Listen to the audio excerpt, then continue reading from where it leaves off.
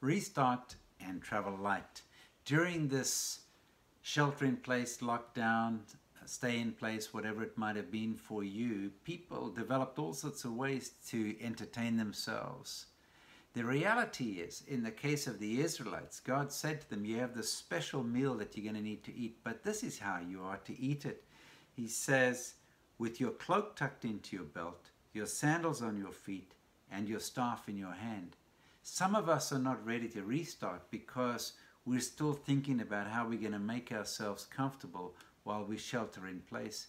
We're thinking about self-care, etc. But God says to them, look, you're going to have this special meal, and you're going to have it with special ingredients, without yeast, etc. And this is how you must be dressed. Little did they know, as there they are, I'm sure many of them just having the meal, sleeping in their clothes. Little do they know that this isn't just some symbolic ritual, because what happens that night is the angel of death goes through Egypt. And in the middle of the night, Pharaoh summons Moses and Aaron and says, get out of the country. And the alarm is given, and they get up and they leave. And it's interesting because the scripture goes on to say in verse 34, so the people took their dough before the yeast was added and carried it on their shoulders in kneading troughs wrapped in clothing. So what's happened is they've been told to get ready to travel light. And the question for us, are we ready to move? So what happens is they get up and they go. Now imagine if Sarah or Rachel or one of these people had just snuck a bit of yeast in there. As they go through the hot desert air, what would have happened? It would have begun to rise.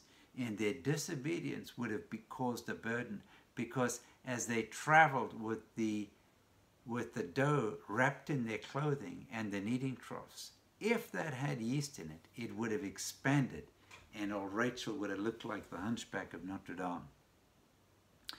When God tells to us, look, I want you to travel light, I want you to be ready to go, we shouldn't just sneak some stuff in from our past business practices or our past business model, because it will become a burden to us as we go forward.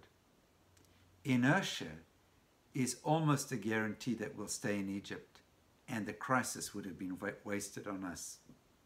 When we just want to tuck into our pocket, tuck into our portfolio, tuck into our product strategy, something that God says leave behind, it'll become a problem for us. But as we step out in obedience, without any leaven in that bread, without any yeast in that bread, it'll cause us to be mobile, to be fleet-footed, and to be ready for that which lies ahead. So restart and travel fast. I'll catch up with you tomorrow.